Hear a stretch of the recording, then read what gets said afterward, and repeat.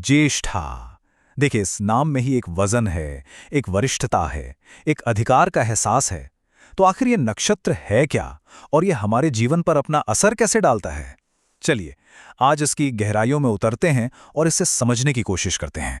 वैदिक ज्योतिष के 28 नक्षत्रों की जो पूरी श्रृंखला है, उसमें ज्येष्ठा का स्थान है 18वां।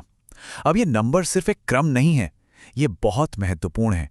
ये ऊर्जा के एक बिल्कुल नए और पहले से कहीं ज्यादा शक्तिशाली दौर की शुरुआत का संकेत देता है। ये एक लाइन, बस ये एक लाइन ही ज्येष्ठा की पूरी ऊर्जा का सार बता देती है। मतलब असली लीडरशिप, असली ताकत और अधिकार वो तभी निखर कर सामने आते हैं जब हालात मुश्किल हों, जब चारों तरफ दबाव हो। तो ज्येष्ठा का आखिर मूल काम क्या है, इसका फंक्शन क्या है? हमारा पहला खंड इसी सवाल का जवाब देता है। वरिष्ठता का केंद्र।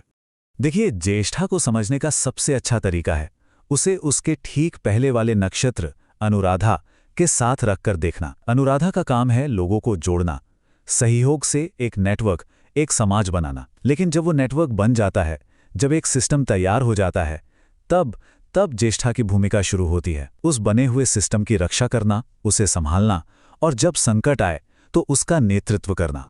तो कुल मिलाकर बात यह है, ज्येष्ठा सिर्फ ताकत नहीं है, ये जिम्मेदारी के साथ आने वाली ताकत है।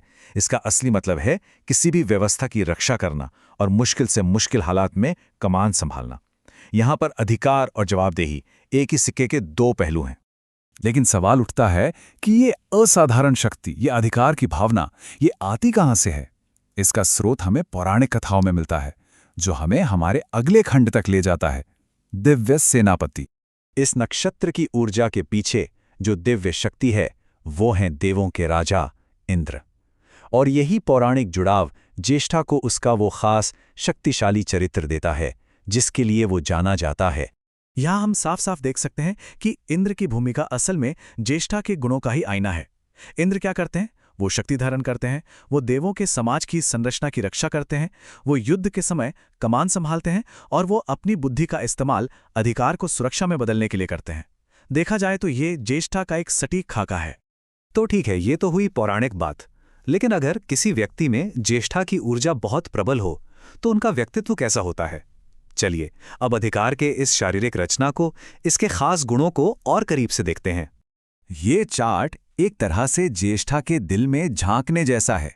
देखिए, सबसे बड़े हिस्से, कुल मिलाकर 60% किसके हैं? जिम्मेदारी और सुरक्षा के। यही इसकी मूल पहचान है, इसका डीएनए है।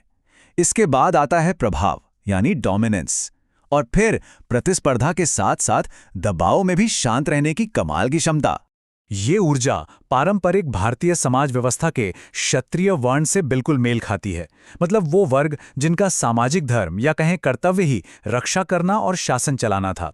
उनकी मूल जिम्मेदारी ही सुरक्षा थी, जो सीधे सीधे ज्येष्ठा के सार से जाकर जुड़ जाती है। चलिए, अब आगे बढ़ते हैं और देखते हैं कि ये अधिकार किन प्रतीकों, रंगों और चीजों से जुड़ा हुआ है।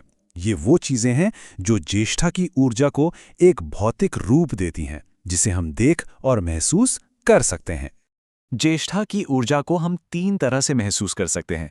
इसका प्रतीक है एक गोल कुंडल या ताबीज, जो सुरक्षा का एक घेरा भी है और प्रतिष्ठा का चिन्ह भी।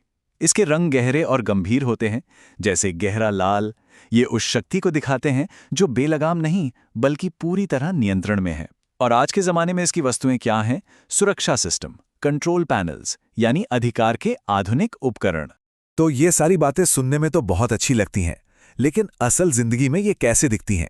अब देखते हैं कि ये शक्तिशाली ऊर्जा जीवन के व्यावहारिक पहलुओं में, हमारी रोजमर्रा की जिंदगी में कैसे उतरती है। आमतौर पर जिन लोगों में ज्येष्ठा की ऊर्जा प्रबल होती है, वो उन करियर्स में बहुत कामयाब होते हैं जहां दाव ऊंचे हो, दबाव हो और जिम्मेदारी हो, जैसे कि लीडरशिप रोल्स, क्राइसिस मैनेजमेंट और सुरक्षा या रक्षा से जुड़े क्षेत्र। तो देखिए, ये ऊर्जा जीवन में एक खास तरह का प्रवाह बनाती है। सब कुछ शुरू होता है सुरक्षा और जिम्मेदारी की एक बहुत गहरी अंदरूनी प्रेरणा से। यही प्रेरणा उन्हें ऐसे करियर की तरफ ले जाती है जहां नेतृत्व और दबाव झेलना जरूरी हो। और आखिर में यही ऊर्जा उनके रिश्तों में भी झलकती है, जहां वे अक्सर एक सुरक्षात्मक और अधिकार वाली भूमिका निभाते हैं। और अंत में ज्येष्ठा हमें एक बहुत गहरे सवाल के साथ छोड़ जाती है। इसका असली सार, इसकी असली चुनौती इसी में छुपी है कि अधिकार का ये भारी बोझ सच्ची और सकारात्मक ताकत में कब और कैसे बदलता है।